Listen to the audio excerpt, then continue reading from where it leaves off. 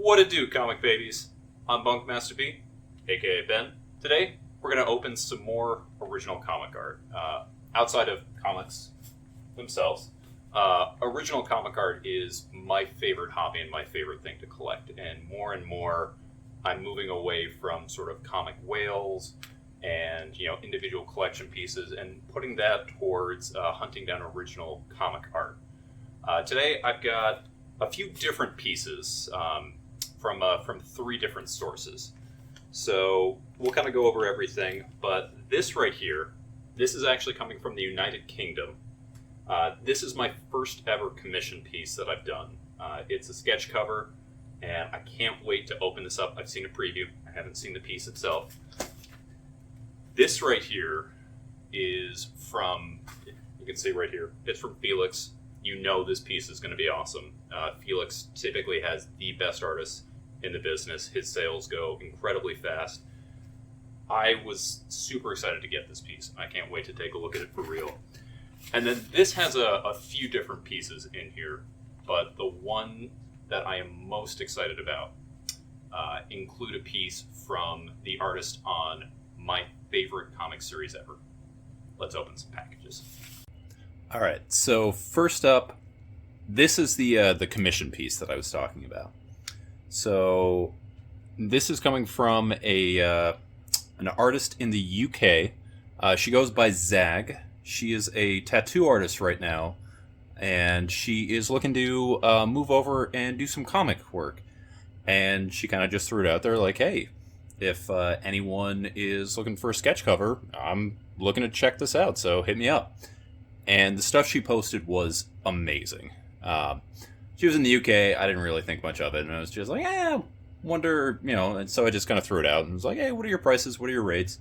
We talked for a little while. I thought it was pretty reasonable what she was asking. And I've never had a sketch cover. So I said, yeah, let's go ahead and do it. Of course, it's me. So I asked her to do a Power Rangers #1.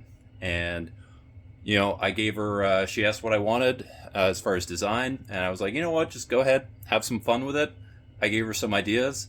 I have seen a very small amount of this cover. I asked for basically proof of completion. I didn't have any questions, but just, if you're going to give someone money to send something overseas, you kind of want to make sure it's gotten done.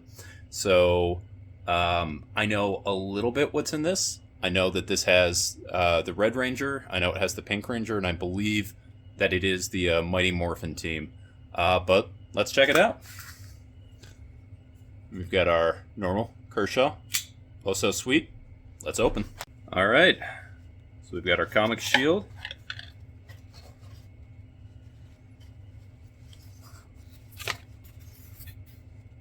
Oh, this is awesome. So she did... oh, check this out. So she just came up with an awesome design of the MMPR team. She turned the Red Ranger female and gave them all a little cleavage window. That is awesome. Check that out. That is so cool. I had no idea she was going to do that. So yeah, Zag. She's on Instagram, I think it's Zag Tattoo. I'll link in the description. Check it out. Alright, so next up, we've got a package from Comic-Con Art. I've opened some things from these guys before. On the last one that went up, I had, I think, at least a few pieces from them. These are some guys I go from normally, and this one right here is going to have, actually, I think there's 5 individual pieces in here from 3 different artists, I think. Yeah, so let's open it up. Let's check it out.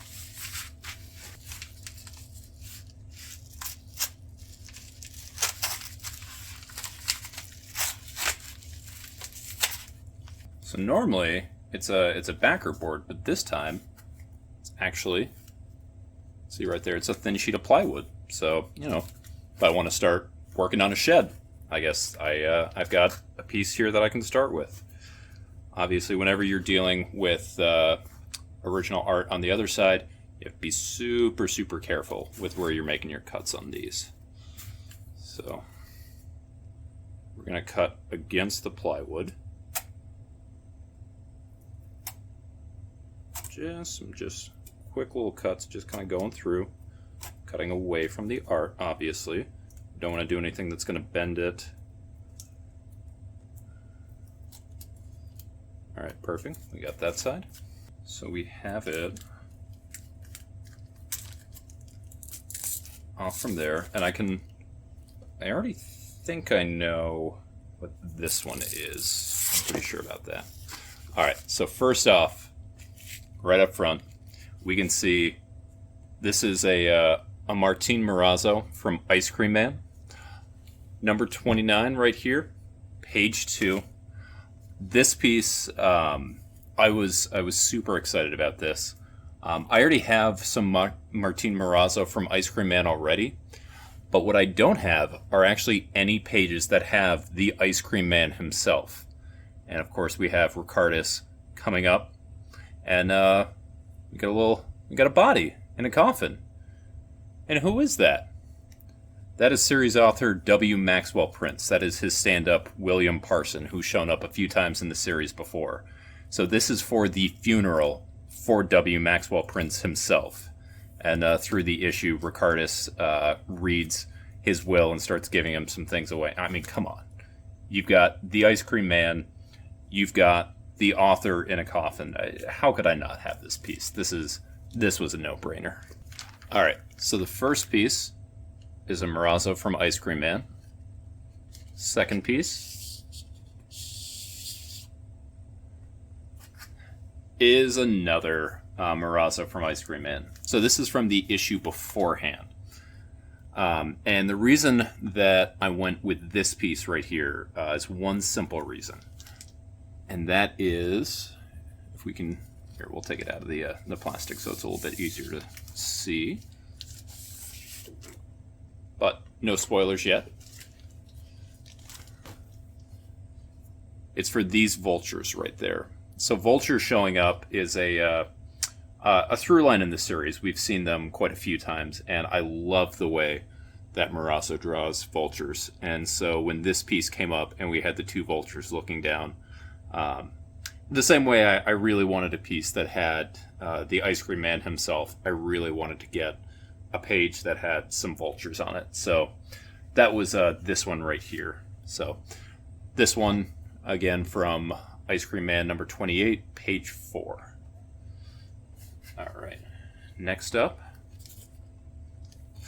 Okay, so this one right here. I think I might be the only person on the planet who actually liked this particular series. So this right here, this is page 20 from issue 5 of the recent Kate Bishop Hawkeye run. So I honestly don't think I can even necessarily recommend it. Wasn't a great series, but I love Kate, and it was a really fun series. And just this last page right here, if we take a look right through there, I guess spoilers for a series you're not going to read, but we have 4 of the different heroes that came together. So we've got Black Widow all the way on the left. We've got Kate. I honestly don't remember who else shows up in there. And then we've got America Chavez over there, and they're all hanging out in this beautiful city. And I mean, and of course we got Pizza Dog. I mean, come on, you got to have Pizza Dog right there. But then you've got the very iconic shot, or trying to be an iconic shot, the city line. You've got the sunrise coming up. You've got these leaves right here. I really like this page. I think this is cool. And again, one of the things I love about original art is you can actually kind of see the process. So you can see underneath, you can see the digital blue lines that Balam did, and then what's actually on here. So basically what the original part of this piece is the actual inking that I believe it's Roberto Poggi did. And you can actually even see so most of this is kind of at a distance, but if you can see, if it doesn't keep sliding down, you can see on this character, and we'll take a look at this later, along with all of them back there. You can actually see there's a little bit of whiteout on her face when he was doing inking. Same thing with Black Widow right there. So I always love little touches like that you can't ever see in the finished product, but when you're actually looking at the page itself, you can see. So again, I love this stupid series.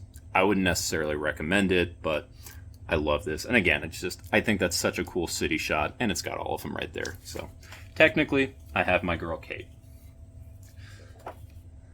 And then next up, I'm so excited for this.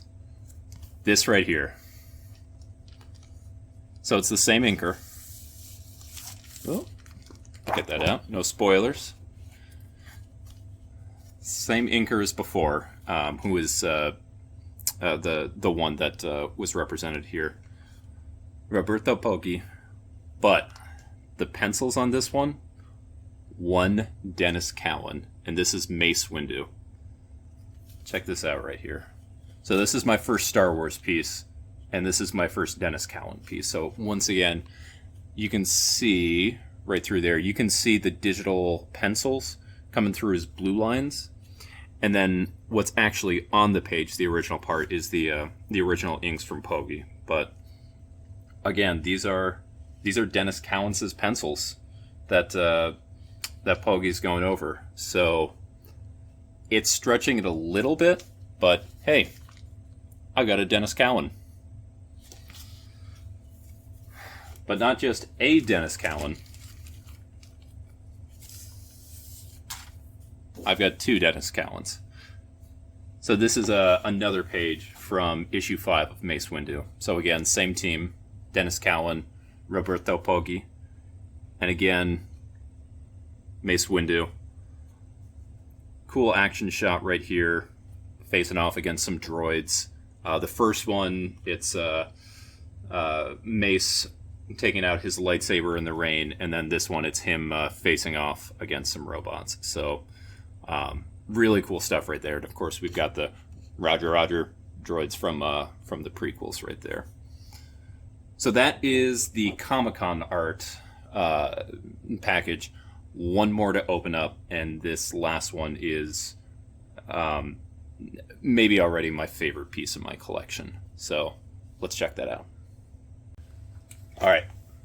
Last up, we have a piece from who I think is probably the biggest player in the original comic art game right now. This is from Felix Comic Art Group. You can see right there, coming from Felix, coming from California. He's a big Warriors fan. We won't hold that against him too much, but I still can't believe I own this piece. I could honestly probably do a 20-minute preamble where I just talk about what this piece means to me and everything like that, but it's not special. It's not what you're here for. Let's see the piece itself.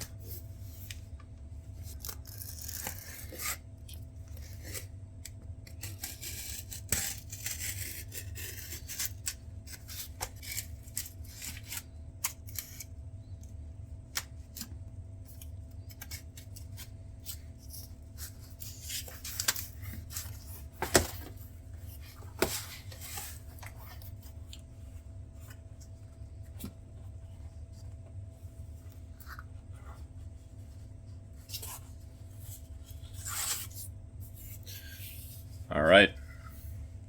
So here it is.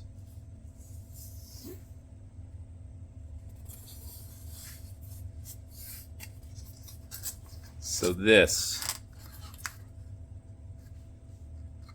is a page from my favorite Superman story ever. This is a Stuart Immonen page from Superman Secret Identity.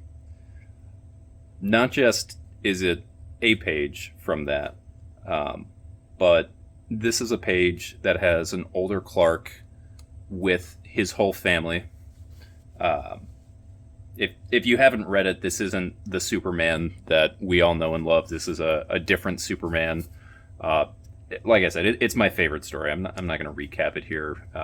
Please go out and read it. But the reason that this means so much to me is, first off, it's my favorite. But second, these two women right here, these are Clark and Lois's two daughters.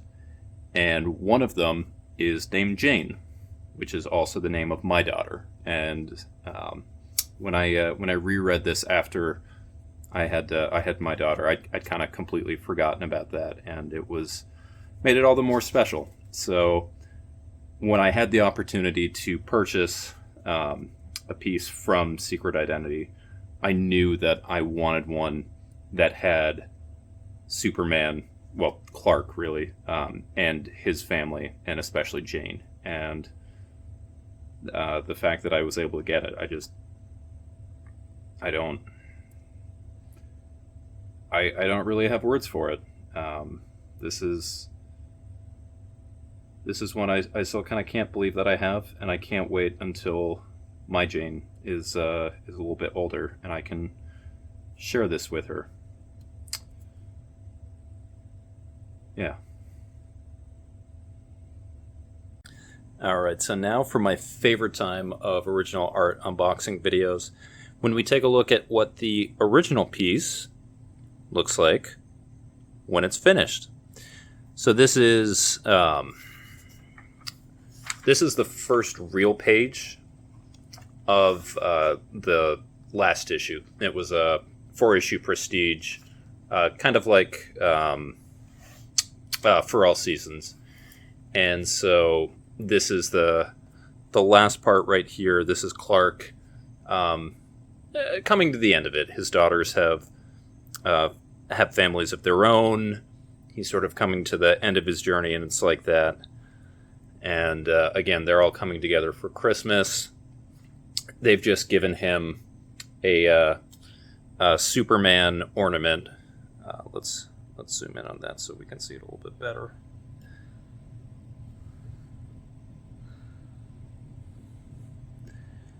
If you haven't read the story, it probably doesn't make much sense. But trust me, it's very sweet. It's very touching. So these ones, unfortunately, I don't have this issue, so I can't show the finished product next to the original art. So here they are next to each other. Still look cool, though. So here's the Kate Bishop Hawkeye number 5. I gotta say, I definitely like this piece more without the colors. I think the cityscape kind of pops more without that. I think the sort of muted sunset tones, I think they take away a little bit from it. And I mean, especially the lettering on this one, it's covering up the fact that the sun is even coming out. I think that was a poor lettering choice. And thankfully it's not my buddy Tyler that did this one. Otherwise I'd have some things I'd have to say to him. I did check it out. The character who is right over here that I said I couldn't remember, the one next to Kate, this one right there, that's Kate's strange sister from this, so she's not a hero who's been in the story beforehand, which is why I couldn't remember. But yeah, so this is an example of why, again, I like the original art. Away from the colors on this, I don't think the sort of digital blending works especially well. I don't love the color palette that they're doing here. I think this piece actually works better right here than it does here. And again, you don't need to read this series. It's not great, but I love Kate Bishop. And again, look at these leaves. Look at these leaves. I mean, it's cool. I like a purple leaf. But like, look at the detail. Like, look at the veins and everything running through there, and you lose that when it's the sort of purple and black. So, yeah, this is the way it ended in my mind. All right, and then last up, we've got the two Morazzos next to their original. So this one right here, this is coming from the etymology issue. Again, we've got my vultures I love so much. I love Morazzo's line work. I mean, it looks great here, but just he does such clean popping lines. I mean, it's so distinctive. I'd love to see them do some kind of black and white issue because I think it works really, really well, just like this. Colors are great. Don't get me wrong. I love colors. But look at just how clean that is and just everything, how it just kind of comes through like that. Love it. And then, again, over here, this is the funeral. This is the variant cover, so just, cool snake, cool ice cream cart, whatnot. Living will to Will. It's W. Maxwell Parsons, Will. And then again, we've got Ricardus reading the last will and testament. If you're wondering right here what this is about, it's a brutal, honest reflection of Will's life, and it's talking about the fact that he, despite the fact was 5'9", he always told people that he was 5'10", one measly inch. But that's it, guys. This is the new art.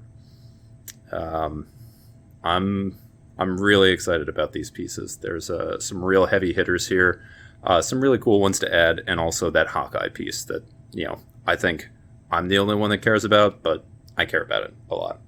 So anyway, hope you guys are doing well. I've been Bunkmaster B. You've been amazing. I'll catch you guys next time.